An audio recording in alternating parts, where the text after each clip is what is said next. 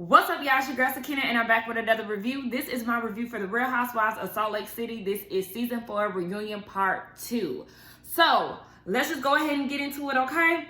Look, I don't know, the lighting is a little off. One, because it was snowing here in Maryland, and this building next to where I'm staying, like, it's covered with snow, and so like the light is beaming in on this side, and it's kind of hurting my eyes a little bit to even look out the window. But yeah, if the lighting seems a little off, it's because I have the reflection of snow on the right side of my face. But yeah, let's go ahead and get into this review, right? I do have a new hat. I mean, it's not new. It's been in my closet. It's been on YouTube before and all of that. But yeah, this is the new hat. I got something under it because these hats are really itchy. I guess that's the price I pay when I get them from Shein. So anywho, the episode picks up where it left off with Angie and Monica going at it, and Angie reading Monica for filth, saying that she has her Range Rover under a carport and that she bought a Louis Vuitton bag with her kids' money, and that's sending a bad message to her kids. Monica telling her to keep her kids out her mouth. Angie was like, you came for me, I'm gonna come for you. Nobody wants you here. You know, going toe to toe. But Angie won. So then Meredith kind of broke it up a little bit, like, it's cold. I mean, you got Whitney over here shivering. And you know what? I didn't even get into the looks. I didn't mention the looks last week. And let me tell you this. Meredith and Whitney had the worst looks. They were definitely in the bottom. I don't know what the hell or who the hell accessorized Meredith. No. What makes you think purple and red look good together? It doesn't. At least not the way you have it. Her jewelry was purple. That dress was red and ill-fitted. Didn't like her hair. I didn't like the long necklace she was wearing. Like, what is this, Meredith? This is terrible. I don't know if this is your jewelry, but you're not advertising it well. Whitney, what the hell did you have on? Speaking of necklaces, you had 5011 chains on, and they didn't look good together. That outfit was ugly. Didn't prefer her hair with it. Girl, just no. For me, I mean, Heather looked like she was going on vacation. She didn't look bad, but I mean, yeah. She just looked like she was going on vacation. Monica was actually one of my looks that I liked. I actually liked Lisa's look too. And I like Angie's look, but did it give reunion? I don't really know. Shoot, I don't even know if Lisa's look gave reunion. I don't know. Listen, Monica was best dressed, okay? I'm going to just put it that way. And then I'm going to say top 3 was Monica, Lisa, Angie. Heather was in the middle, didn't dislike her outfit. It was cute, just was not giving me, it gave me vacay. So yeah, there it is. So then they get into Monica's relationship with her mama, her neck rolling mama. So yeah, we know that they have a tumultuous relationship. Andy wanted to know if the mom had anything to do with her not seeing her family in Bermuda. Monica said that was an unsolved mystery, but I heard somebody say in one of their videos that on Twitter, Monica said that it wasn't her mom that prevented her from seeing her family in Bermuda. So which one is it? Because at the reunion, you're saying that you don't know, and you think it's because when she found out that they were going to Bermuda, she wanted to go too. So her mom reached out to production, and production was like, girl, no, you cannot go. And because she was salty, Monica feels like she tried to sabotage seeing her family because according to her mom, they remember her mom more than Monica. I mean, and it sounds about right if Monica's family, in fact, does live in Bermuda, because now we know that Monica is too a liar, so we have to take everything she says with a grain of salt, baby. We just don't trust you. You scammed your way into getting into the show and all of that, so we know that you a liar. And that whole scene down at Angie's house, they released the audio of Monica and her mom arguing, and Monica's mom saying, you know, you gotta put on, like, you gotta look at the bigger picture. You don't like these bitches, of course, but, you know, you got to go along to get along to make this money. And Monica was like, no, I'm not going to fake it. Now, I think I said this in part 1. I hated the way Monica behaved at Angie's house. She was just doing too much. She was very childlike. And I did have a sense that her mom was putting on. So to hear that release audio, I was like, yeah, it was very clear that her mom was being fake, and she was just trying to me, it looked like she was trying to make Monica look even worse than she was doing on her own. But anyway, yeah, her and her mama a hot ass mess, and the apple is not falling too far from the tree. I also want to know how it was growing up for Monica's mom and the relationship that she had with her mother, because we know that Monica's grandmother is still around. So is this learned behavior, or what is it that shaped Monica's mom to be the way that she is? Because we clearly see that the mom's behavior has rubbed off on Monica too. Even though Monica doesn't like it, yes, she does. Who she is because of her mom. So I want to know if grandma was just as fucked up as they are. Child, her mama, come to find out, left her in Pennsylvania with those strangers essentially to go be on TV. But do you see the parallels between the two of them? I mean, yes. The parallels between them, right? Mama went and left her kid in another state with this family to go pursue her dream when Monica was 12. Monica left her 4 children at home so she can frolic around and do Jen's little task so she can be on TV, right? Because that came out of her mouth. And we heard the audio of how Kim Kardashian did it for Paris Hilton, and look where she is, right? So you doing free work, free tedious work for Jen Shaw to get her life together so you can get on TV. I mean, it panned out for both of y'all, right? Because y'all both on TV now. And that's the reason why she cussing you out and telling you to play nice with these bitches that she know that you don't like. So y'all can stay on TV. Y'all are literally one and the same.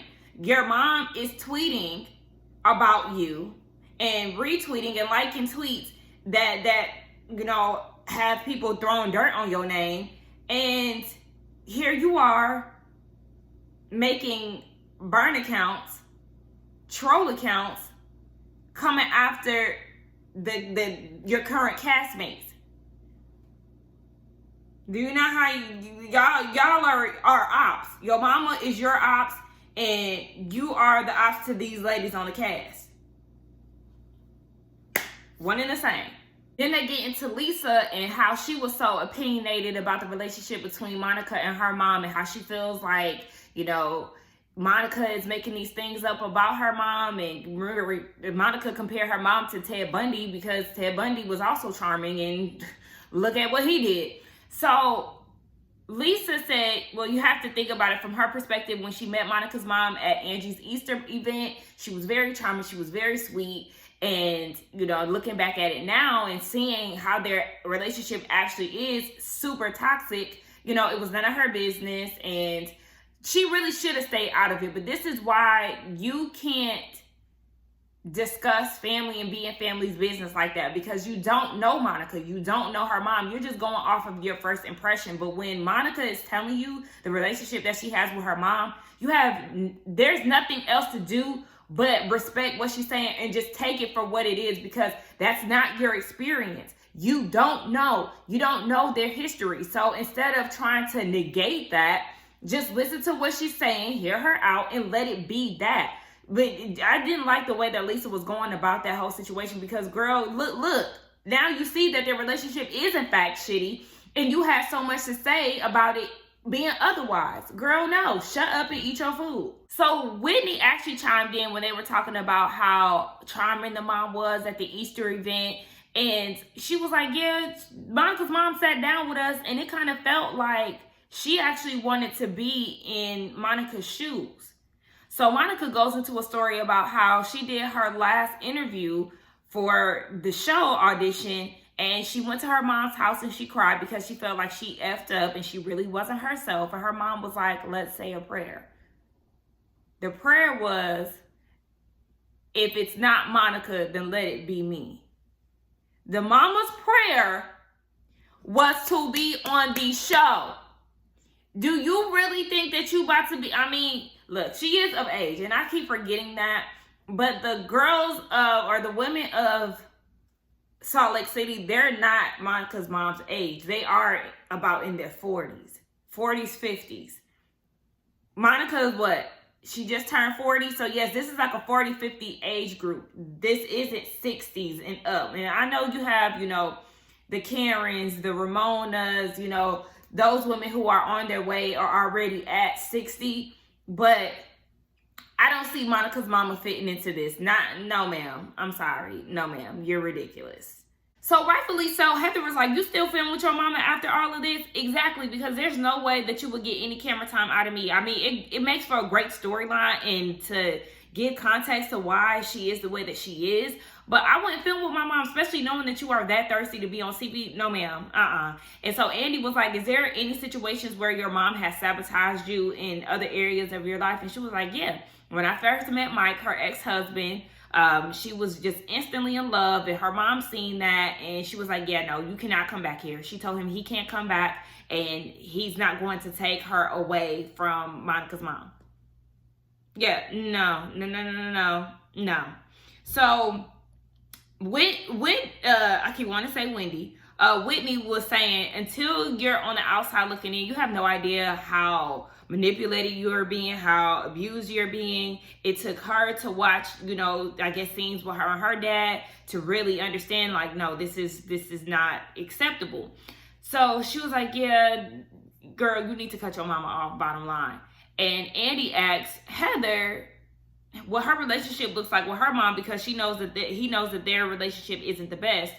And Heather was like, yeah, we only do holiday texts, birthday texts, we keep it real simple. She knew what it was when she signed up for this show and when she left the church. So, she knew that there was going to be a divide.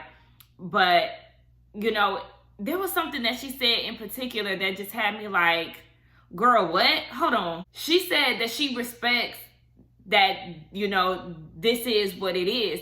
But I beg to differ when it comes down to that, because we know that Heather is still doing stuff in honor of her dad and in honor of her mom too, trying to do things to please them still, even though she left the church. That's how she was it last season? Was it? Yeah, like, girl, I don't really understand. It seemed like you would be having one foot out the church and then another foot in. Like, I don't get it with Heather. Sometimes she really confused me when it comes down to it, because when I see Whitney, or how she just don't give a fuck about none of that, and then you got Heather, and I know everybody's journey is different, but it just really seems like Heather does certain stuff to still please her parents. Like, girl, F the church and all of that because you chose to leave. So leave it behind. So then Andy asked Monica about the tweets that her and Angie had back and forth about the Easter event. And he was like, somebody fell down the stairs or something. So it was Monica who fell down the stairs. It was fresh off the argument that she had with her mom. She was crying and she was going down to the basement to go get her kids. So because her eyes were filled with water, she went and grabbed the rail that she thought was there, and she ended up falling down the steps because her eyes were filled with water. She didn't see a rail, but she grabbed one and, tumbled down. So you see that some people who were part of the party, they were trying to assist her on the stairs. They were asking her to take her shoes off, to help her walk down. And you see her throw the shoe. Now, when she threw the shoe, I was like, there's clearly kids down here. Like, why are you throwing shoes downstairs? Like, I just kind of felt like, again, that was her not thinking and just acting childlike. I don't know. That just really annoyed me. I didn't, like I said, like how she handled herself at Angie's house anyway.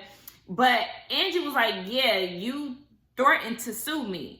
And so Monica tried to make it seem like Angie is just creating problems with her. But in fact, Monica tweeted that. She said, I should sue your ass for not having your home up to code, you fuck. So yeah, that's not her creating an issue with you. You did threaten to sue her. And we know that you and your mama looking for opportunity. So that very much so could be a come up for y'all. Monica said that she was bruised and all of that. And she showed pictures. She had to go to urgent care. And she said on Twitter that Angie needed to pay for her head scan bill. Again, looking for money. Because, otherwise, why would you say that? Yes, Angie, you do need a rail there. You absolutely do. For safety purposes, absolutely. Because you get situations like this and people will damn sure try to come for you. Hence, Monica talking to Meredith about taking your house, girl. So everybody looking like, oh my gosh, what? Meredith, you said that? Meredith is a lawyer.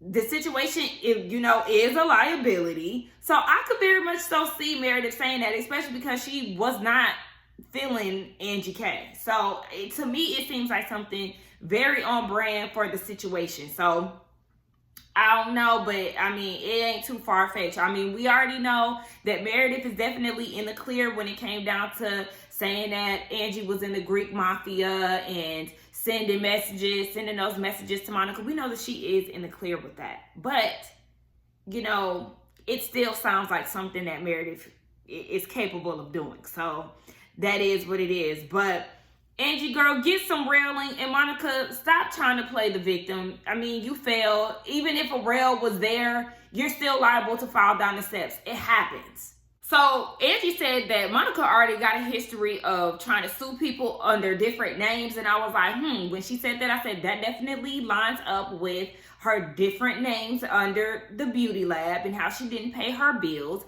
And Heather was like, well, you're suing me. And Monica said, yeah, I'm counter suing you because you're suing me. Heather is suing you, rightfully so, because you did not pay your bill. So, I mean, come on. You done went up to the beauty lab, gave, 4 or 5 different names, and you're not paying. You have the nerve to be filming with this lady, and you ain't paying your bill. Girl, come on, yes. Heather sue her ass. She want to be cute? Girl, get your money because she thought she was going to get over on y'all in many ways than one. Sue her ass. Andy is tired of the girls going back and forth, but he asked Lisa, you know, do you regret saying that nobody wants to be Monica's mother, knowing the history between the two of them? And Lisa was saying that it was more so of a rebuttal when Monica said, you're not my mom. It was one of those like, girl, don't nobody want to be your mom. It was one of those type of situations. And I can understand that. So that wasn't the situation. So I wouldn't necessarily expect Lisa to apologize because that's a common response to people saying that they want to be something. So, or people accusing somebody that they want to be something. So that leads them to going back and forth. And Lisa was like, you always saying something about me. You know, you call me ugly, talk about my skin. She definitely always talks about Lisa's skin and her age. And Monica was like, Angie called Meredith a trampoline with eyes. Is Angie still saying that was a compliment? Girl, that's not a compliment. What kind of compliment is that? That sounds so crazy. But they going back and forth. And at this point, Andy is tired, but you gotta shut the shit down, Andy. If you don't want them to argue, I mean, let them go for a little bit, but you gotta, you know, reel them in. But Lisa, you do need to stop throwing her mama in her face, talking about this is why your mom talks to a tree because she can't talk to you. Girl, again, didn't you just say that you need to mind your business? That's exactly what you need to do because this is what leads you to getting cussed out and read down by Monica. But let me tell y'all something. Speaking of reading down, that leathery Donald Trump read that she gave at the table, that did not eat to me. Very unpopular opinion. I felt like the cuss words were misplaced. She seemed very rushed and like that just was not a good read to me. And I know the people have been eating that up and I was looking like, that didn't read or land real well. Like no, that does not go down in history of one of the most iconic Housewives reads because that was not it for me. It was a chop. Why Lisa keep acting like she's just this girl's girl and all of that? Girl, we know what you said on the hot mic about Meredith. You said that Heather was a good time, girl. You was not featuring the blondes on season 1. Girl, you are not that friendly as you're trying to portray yourself to be. And that relationship that you had with Jen, it definitely seemed like y'all had something against each other or she had something on you. And so you was trying to play nice with her at the end of season 1, which led to season 2. You're really not a girl's girl all like that. Lisa has, you know, grown on me a little bit as the seasons progressed, but I damn sure was not featuring her season 1. And again, you're not that friendly of a person. So Monica got all these aliases. Okay, she go by 4 different names. Her mom got like 6 different names, child, but she got made fun of in school, so she chopped her name down when she got of legal age. So her last name was Darnell when she was born, Monica Darnell. Then she got married, her last name was Fowler. Then she got Delgado, which is her dad's last name, and then she has Garcia. She has so many damn names, and it's like that's how you able to scam people. Shit, she said that she only used 3 names legally or whatever the hell. Girl, listen, okay. Again, Heather, make sure you sue Monica Fowler Monica Darnell and Monica Delgado, okay? And Garcia, okay? Get all of them, girl. Her mom threw a dig at her, calling her Monica Darnell when they had that neck rolling sit down. And she said that she did that on purpose because Monica confided in her mom saying that she wanted to change her name, but some of the girls were making fun of her because they felt like she was doing that to make herself seem more Latina. And she said that not Heather, but Lisa was the one who said that. And Lisa was like, no, that wasn't me. That was actually Jen. And Angie backed it up too. It was like, yeah, that was definitely Jen who said that about you. And now Monica's like, you're gonna believe Jen? But you're the same one who was believing Jen too. Maybe run back episode 1 of season 4. Remember you said that you know all these things about these ladies because of what Jen said? You too were drinking her Kool-Aid. Oh my gosh.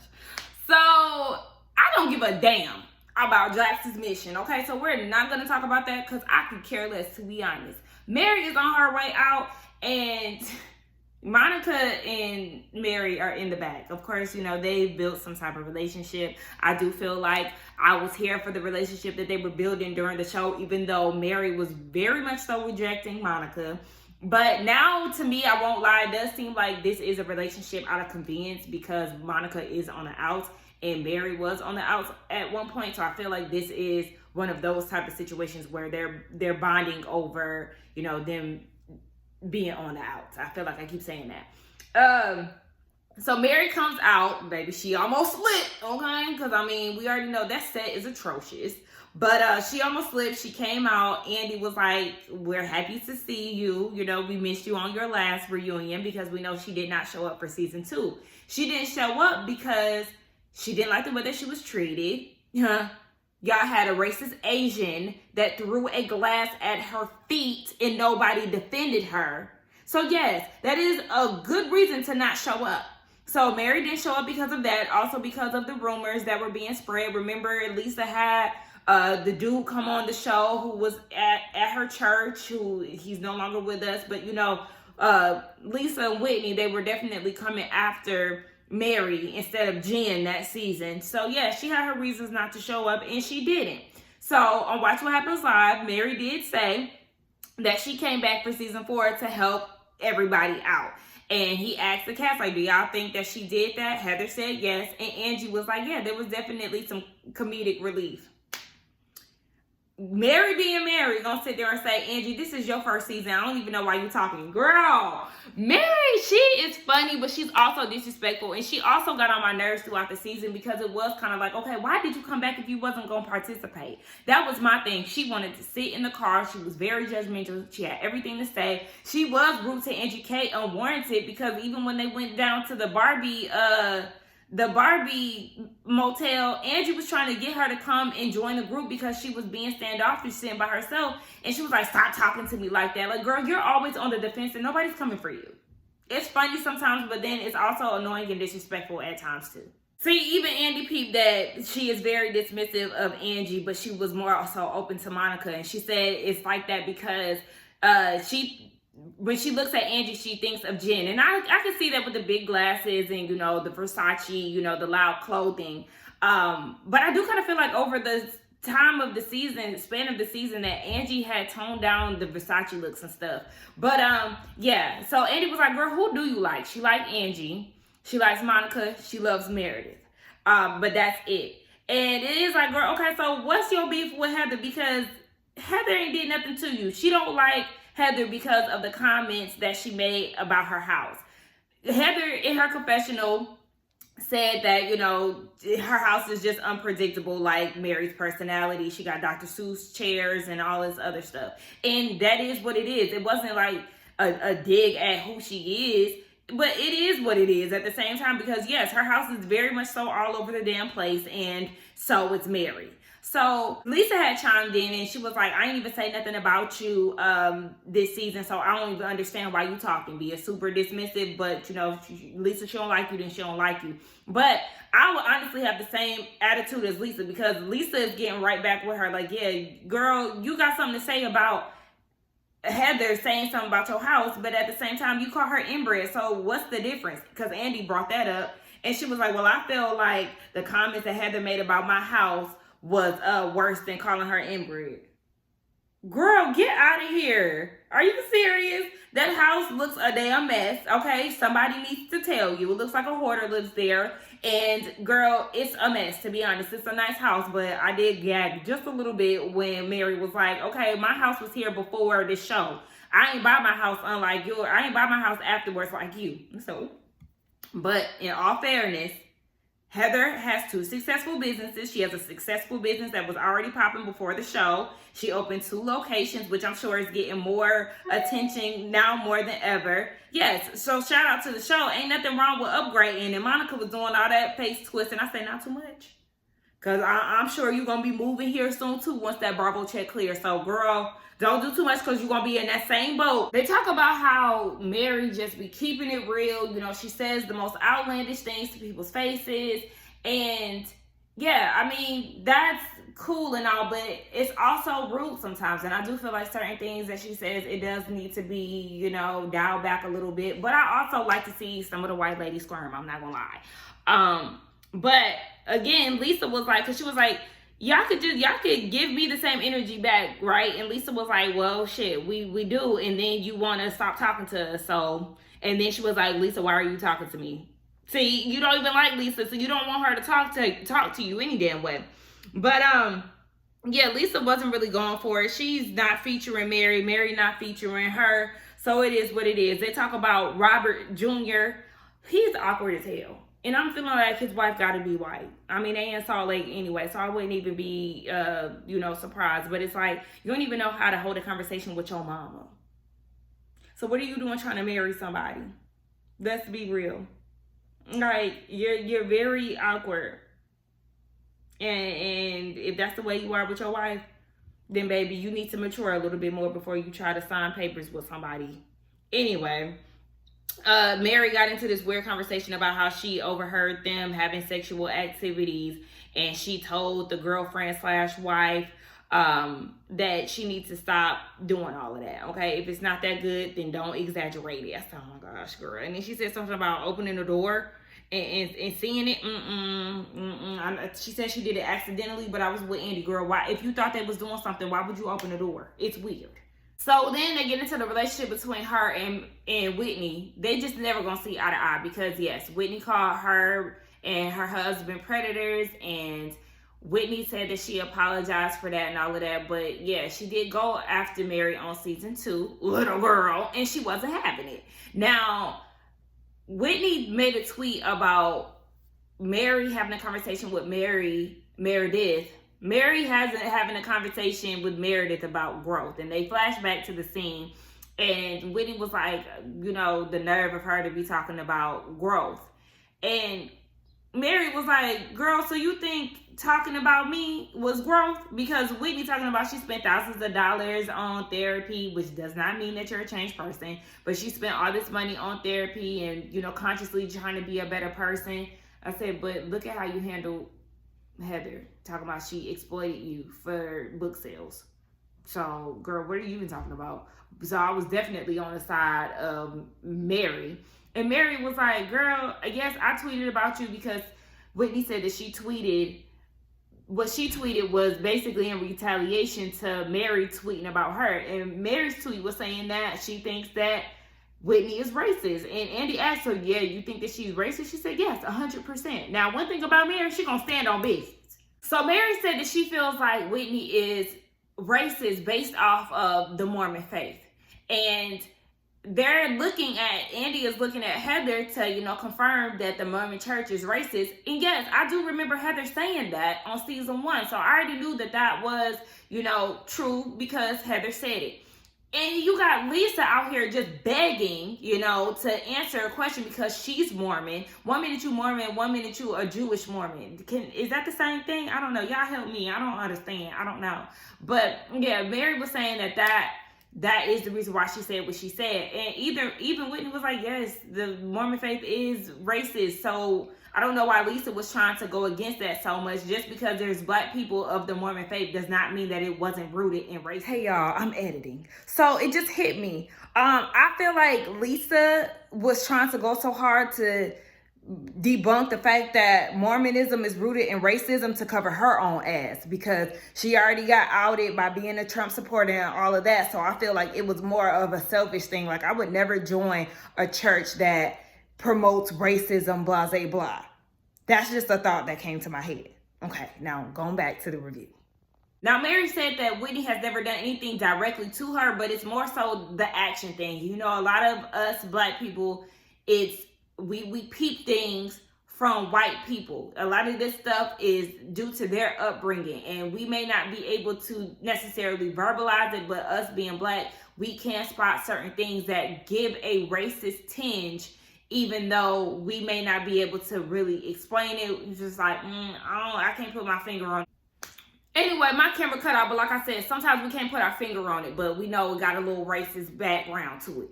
Anywho, Andy wanted to know how Mary felt about the ladies and how they treated Monica in Bermuda. Mary felt like it was over the top. And you know, it was over the top. It was. And it made for a great season finale. I guess when you start comparing it to what Jen did versus what Monica did. But either way, they were both deceitful. And they were birds of a feather that flocked together, okay? Lisa was like, it's over the top, but would you be okay if she called you a dumb bitch? And Mary was like, I wouldn't care. So Lisa was like, go ahead and play that audio, Heather. Heather played some audio where Monica was calling somebody a dumb bitch and said something about DM and Mary. I don't know if that dumb bitch was geared towards Mary, so I kind of felt like that audio play was a flop, and it was Monica doing a lot of over talking, and so it did kind of give a sign of a bit of deflection, but I don't know, because honestly, just hearing it, it did not sound like it was necessarily geared towards Mary. Mary ain't did nothing. Mary skipped the season last year, so it's just like, I don't know. Anyway, Mary feels like the girls need to hear Monica out when it comes down to this reality Bonte's thing, and they're going to get into that on part 3. But that was my review for part 2 of the reunion. Let's get down in the comments and talk. Don't forget to like, comment, and subscribe to my channel, and I will see y'all in the next one. Bye.